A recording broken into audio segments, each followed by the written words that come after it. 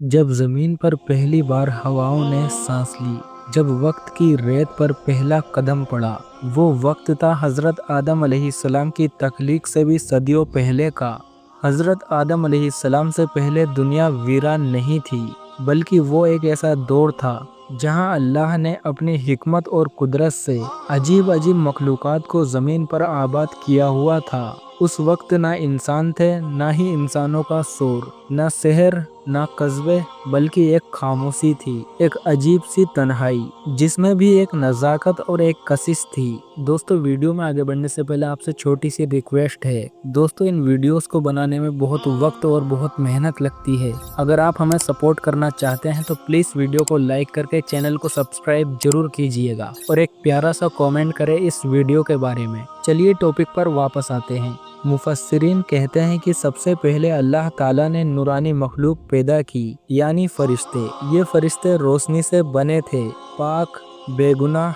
ये हर वक्त अल्लाह की इबादत करते रहते हैं। इनकी ज़ुबान से सिर्फ तस्बीह, तकदीस और हम्द के लफ्ज़ निकलते हैं। वो अपने परों से आसमान के पर्दों को चूमते हैं और हर लम्हा अल्लाह की तारीफ में गुम रहते हैं। इसी दौर में अल्लाह ने एक मखलूक को पैदा किया, जिन्नात। जिन्नात को अल्लाह ताला ने आग की लो से पैदा किया, लेकिन ये वो लो नहीं थी जो दुनिया जलाती है, बल्कि ऐसी आग जो रोशनी भी देती और जलन भी रखती। ये जिन्नात भी ज़मीन पर उतरे और उन्हें ज़मीन पर बसने, रहन सहन, तिजारत और अपनी नस्ल बढ़ाने का हुक्म दिया गया। और यहीं से कहानी में एक मोड़ आया। कुरान की रिवायत और हदीस में इशारा मिलता है कि जिन्नातों ने ज़मीन पर लंबे अरसे तक हुकूमत की। उन्होंने पहाड़ों के साए में अपने किले बनाए, दरियाओं के किनारे अपने शहर बसाए और ज़मीन के सीने को अपनी खुशनुमा तहजीब से सजाया।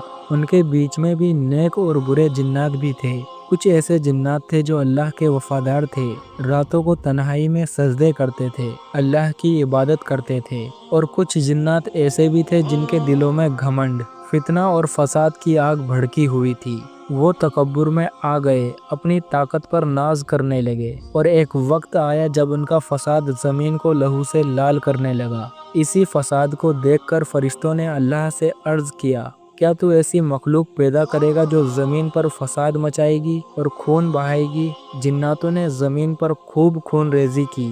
ये वो लम्हा था जो आसमान की रूह को भी हिला गया, क्योंकि फरिश्ते जानते थे कि जिन्नातों के बाद भी अल्लाह एक नई मखलूक पैदा करेगा, इंसान। लेकिन अल्लाह की मर्जी और इल्म हर चीज़ से ऊपर था। अल्लाह ने फरमाया, मैं जानता हूँ जो तुम नहीं जानते। इसी जवाब में कितनी रहमतें छुपी थी। फरिश्ते खामोश हो गए, लेकिन ज़मीन की रूह ने भी जाना कि बहुत जल्द कुछ नया होगा। इन जिन्नातों में एक जिन था जो अल्लाह की बहुत इबादत करता था। उसका नाम था अज़ाज़ील, जो बाद में इब्लीस शैतान के नाम से मशहूर हो गया। अज़ाज़ील को उसकी इबादत की वजह से इतनी इज्जत मिली कि उसे फरिश्तों की जमात में शामिल कर लिया गया। लेकिन उसके दिल के अंदर कहीं गहराई में एक घमंड भी पनप रहा था। जब जिन्नातों की फसाद ज़मीन पर हद से ज़्यादा बढ़ गई तो अल्लाह ने फरिश्तों को हुक्म दिया कि वो उन बागी जिन्नातों से जंग करें। फरिश्तों की फ़ौज उतरी आसमान से बिजली की तरह। फरिश्तों ने जिन्नातों के शहर जलाकर खाक कर दिए, उनके किलों को मिट्टी में मिला दिया। अज़ाज़ील ने भी फरिश्तों का साथ दिया और फरिश्तों के साथ मिलकर सबसे ज़्यादा दिलेरी से लड़ा। इसी वजह से उसका मुकाम और भी बढ़ गया। इस दौर में सिर्फ जिन्नात और फरिश्ते ही नहीं थे। इस्लामी रिवायतों में कुछ और मखलूक़ात का भी इशारा मिलता है, जिनका इल्म मुकम्मल तौर पर हमारे पास नहीं है, लेकिन मुफस्सिरीन और बुजुर्ग उलमाओं ने जिक्र किया है। इन मखलूक़ात को हिन और बिन कहा गया है। कहते हैं ये जिन्नातों से भी पहले ज़मीन पर आए थे।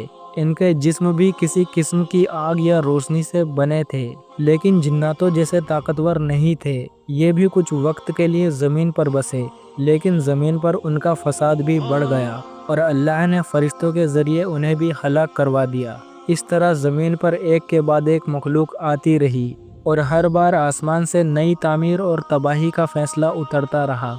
जब जिन्नातों का फसाद थम गया, ज़मीन पर वीरानी छा गई। पहाड़ खामोश खड़े रहे, समंदर की लहरें उदास हो गईं, जंगलों में सिर्फ हवाओं की सिसकियां सुनाई देती थीं। और फिर एक दिन वो लम्हा आया। अल्लाह ने फरिश्तों के सामने ऐलान किया, میں مٹی سے ایک مخلوق بنانے والا ہوں۔ یہ اعلان صرف ایک نئی مخلوق کا نہیں تھا، بلکہ یہ اعلان تھا رحمت کا، علم کا، نور کا۔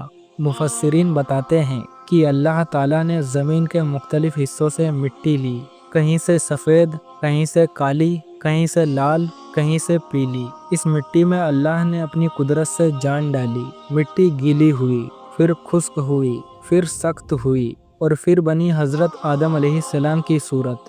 فرشتے حیرت سے دیکھ رہے تھے، اور عزازیل، جس نے اب تک صرف اپنی عبادت پر گھمنڈ کیا تھا، اس کے دل میں پہلی بار جلن کی چنگاری اٹھی۔ جب اللہ نے حضرت آدم علیہ السلام میں روح پھونکی تو فرشتوں کو حکم دیا، آدم کو سجدہ کرو۔ سب فرشتوں نے سجدہ کیا، لیکن عزازیل، جس نے اب ابلیس کا روپ لے لیا تھا، اس نے انکار کر دیا۔ اس کا گھمنڈ پھوٹ پڑا، اور عزازیل نے کہا، میں آگ سے بنا ہوں، یہ مٹی سے، میں اس سے بہتر ہوں، میں اسے سجدہ نہیں کروں گا۔ اس کی یہ سرکشی، اس کا یہ تکبر اسے ہمیشہ کے لیے لعنت کا حقدار بنا گئی، اور اللہ نے اسے اپنی رحمت سے ہمیشہ کے لیے دور کر دیا۔